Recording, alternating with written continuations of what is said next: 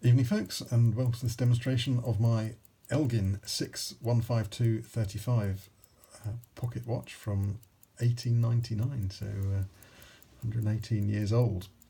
So this is a full hunter pocket watch, which means it's got this full protective cover which is released by pressing in the crown, and that protects the glass and the face of the watch from any damage.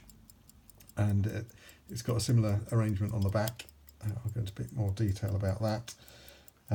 It's got a lovely white dial with the Roman numerals and the sub-dial for the second hands, which is quite usual back then. It's actually easier to do a sub-dial for the seconds than have a centre second hand, so that's why pocket watches tend to have it that way. So the rear cover, you've actually got two covers. You've got the sort of outer cover, and then inside you've got another cover, and it's a nice, nicely decorated movement we've got there. And the movements were mostly machine made. They were hand assembled, but so despite it being 1899, it was largely all the parts were made by machine, with humans operating those machines. So, and a good example of that is the decorated back plates. They would make those they had sort of dinner plate sized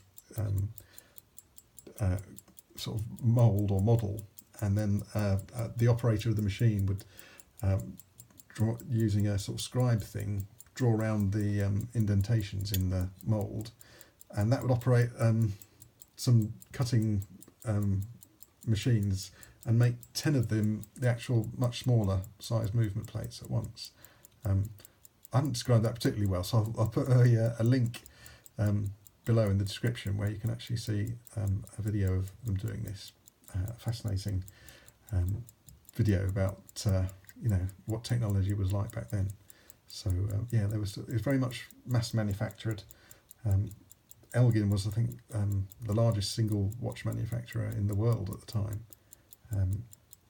But they weren't so common over here. It's an American factory in Illinois, and so they're not quite as well known over here as they were over there.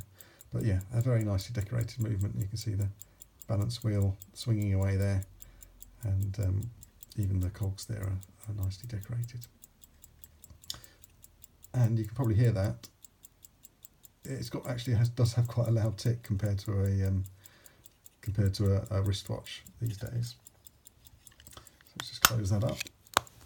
So it's hand wound. It's using the crown to wind it up, and then you pull the crown out to set the time. Okay, it's a bit stiff. There we go. So just like a modern wristwatch, works in pretty much the same way. Just set the time back. So yeah, that's it. My first foray into the pocket watch world. I quite fancy an even older one, maybe something that's been handmade.